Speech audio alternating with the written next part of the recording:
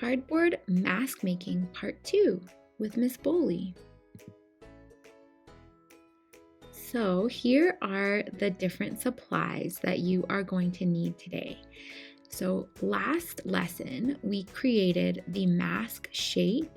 We drew it and we cut it out and we taped on any extra parts like ears or antlers that were needed.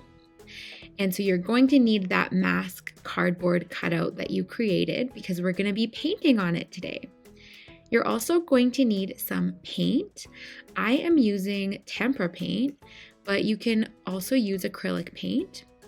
And you could even probably use your watercolor paints. I'm using some other materials as well, like my markers, and I'm using my oil pastels. But this is not necessary. You can just use additional materials if you like. I am going to be using a found object. I'm going to use my plastic fork to create texture. So if you have another object like that you'd like to use, you can go grab that.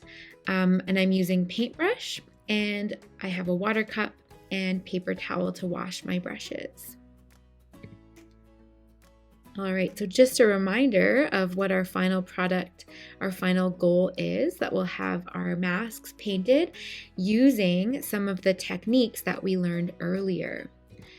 So here's a quick reminder of those techniques.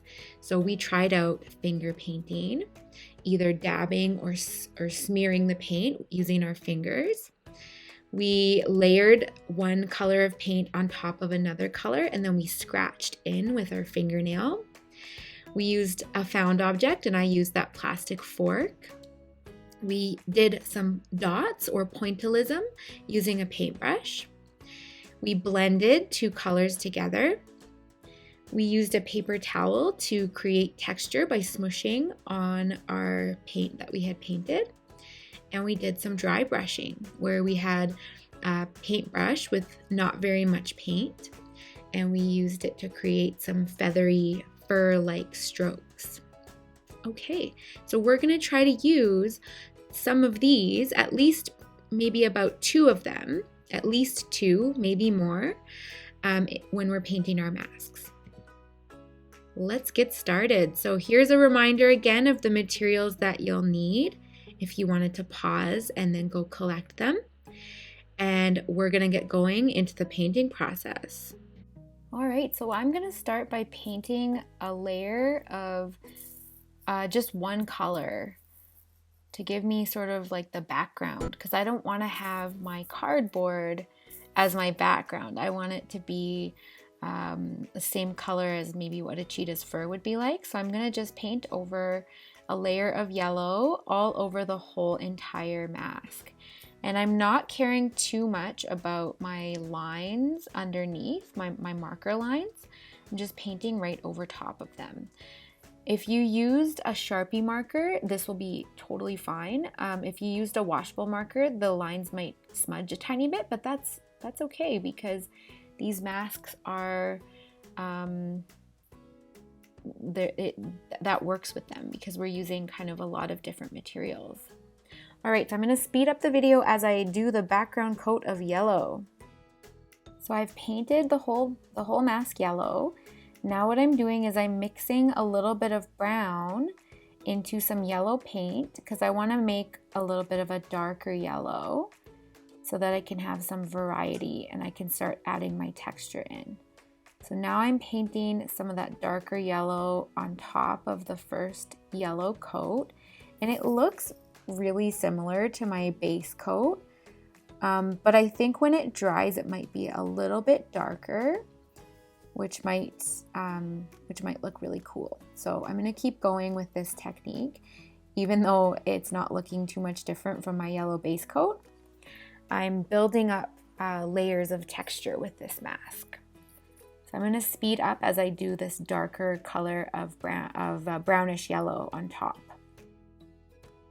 Now I'm going to grab my fork and I'm going to do some fur texture. So I'm not going to do it all over the whole mask. I'm just going to do it in the middle on the nose and the snout.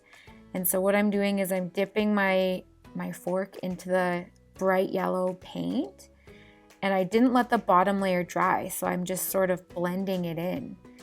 And I also continue to scratch into the paint all over the whole mask. It looks really cool. So now I'm gonna do the cheetah spots, and I feel like the best technique for that would be finger painting. So I'm gonna grab some paint with my finger and just do some dots all over the mask.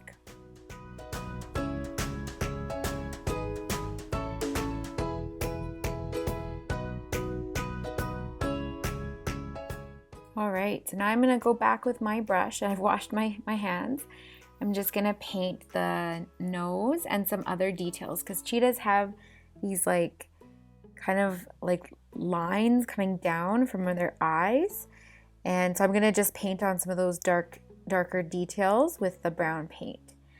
So I'm gonna paint around the cheetah's eye and painted the nose and painted the lips underneath the nose as well.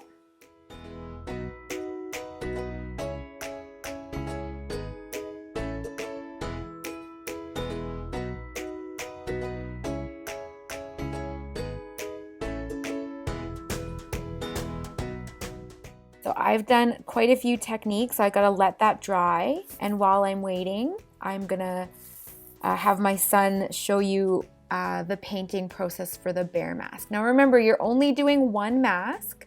I've done two just to show you, a couple different examples. So now my son is painting the background of the mask, and he's just kind of doing one uniform color, brown mixed with silver, and mixing it right on the mask there. I wanted to show this as well because we are making quite a mess here. So just a reminder that painting can get quite messy. And to put something down, I always put down that white cloth on top of my work surface so that it's easy for me to clean up after. And just a reminder as well, we're doing a full, like the whole mask background. We're doing one layer of color before we start going in with the texture because we want to cover up that cardboard color. We want to have the mask look really colorful and bright. So we want to cover up that cardboard. So we'll paint the full mask one color before we start doing the textures.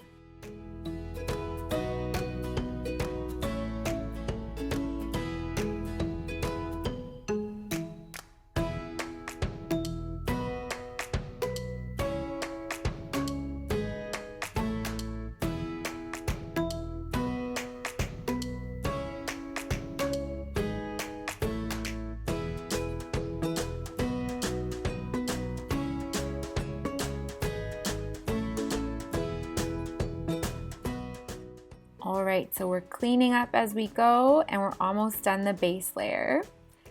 And now we've let it dry and we've cleaned up a bit. And I'm gonna start to do some techniques to add some texture to this mask. So I'm just gonna put a layer of silver here that I can maybe scratch into, and then we'd be able to see the brown underneath. So that's my plan here. Zoom in, you can see me using my fingernail to scratch into the silver paint, and it leaves the brown paint showing underneath. Looks really cool.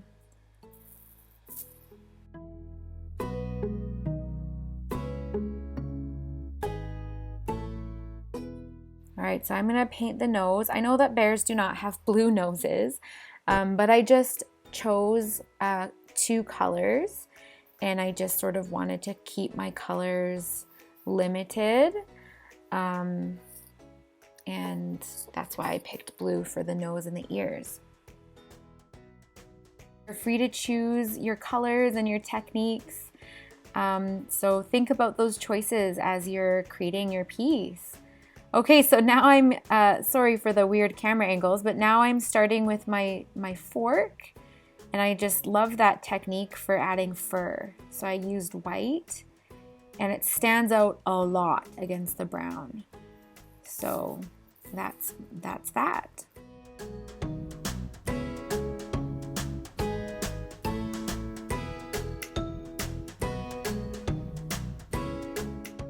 as I did with the cheetah, I want to add some detail around the eyes. So I used blue, sort of a darker color that I knew would stand out a little bit.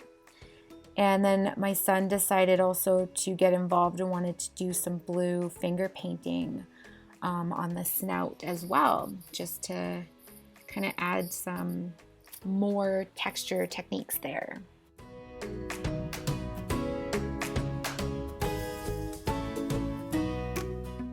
All right, so I've let them both dry, and now I can, like, they're dry to the touch, so now I can use markers and pastels or whatever, pencil crayons, whatever other colorful materials you have at home. So I'm just gonna outline the eyes or whatever other features that I want to stand out. I even could draw on some more fur texture using my marker. Totally up to you. I haven't made a plan for what I'm doing. I'm just sort of like doing whatever I feel will make the mask look more how I want it to. So I haven't made too many choices, just kind of going for it.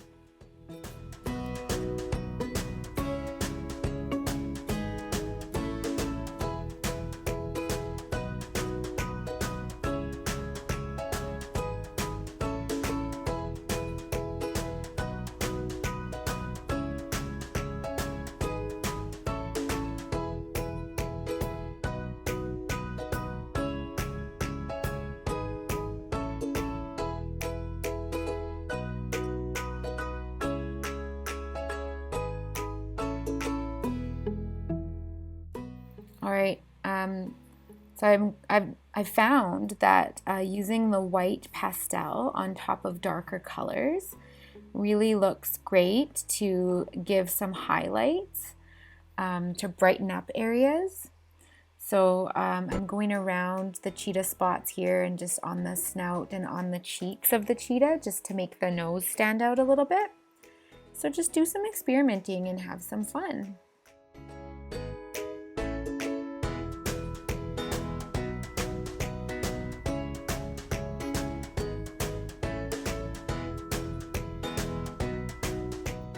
All right, so your job is using the techniques that we learned about, paint your mask. As I mentioned before, I'd like you to try to use at least 2 or more of the techniques. And after you've done the base layer of your painting and you've tried out some of those painting techniques, you can decide to let your mask dry and use any additional materials like marker, pastels, or other materials you may have at home to add detail to your mask. All right, have fun and thanks for watching.